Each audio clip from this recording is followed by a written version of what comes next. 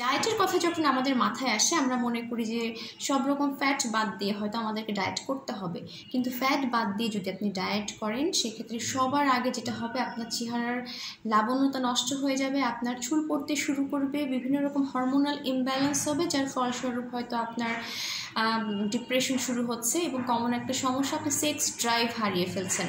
So diet যদি করতেই হয়, ডায়েটে অবশ্যই এই খাবারগুলো আপনাকে ইনক্লুড করতে হবে। সেটা হচ্ছে ডিমের কুসুম, দিনে 1 থেকে 2টা ডিমের কুসুম আপনি অ্যাড করবেন, বিভিন্ন রকম seeds, sunflower, pumpkin, chia seed, flax seed, এছাড়া বাদাম অবশ্যই আপনাকে খেতে হবে। সিডস এবং বাদাম অবশ্যই আপনি দিনে 1 থেকে 2 মুঠ নিতে পারেন।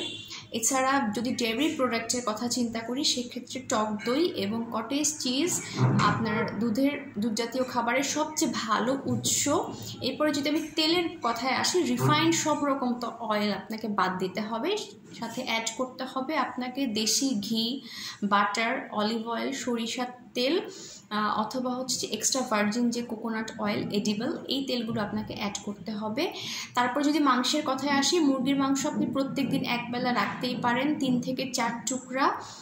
আর যদি রেড মিটের কথা আসে সেক্ষেত্রে শারীরিক কন্ডিশনের উপরে ভিত্তি করে এটা আপনাকে নিতে হবে। এছাড়া মুরগির মাংসের চামড়া কিন্তু খুব ভালো একটা উৎস ফ্যাটের, এবং মাছ জাতীয় খাবার আপনি এটাও সপ্তাহে 3 দিন তো আপনাকে নিতেই হবে মিনিমাম, এর থেকে বেশিও আপনি নিতে পারেন। এবং সবচেয়ে ট্র্যাডিশনাল মজার একটা খাবারের কথা বলবো, সেটা হচ্ছে রেড মিটের নেহারি। এই নেহারিটা যদি আপনি মাসে 1 বার 2 বার অ্যাড করেন, এটা কিন্তু ফ্যাটের খুব ভালো একটা উৎস। সবাই ভালো থাকবেন।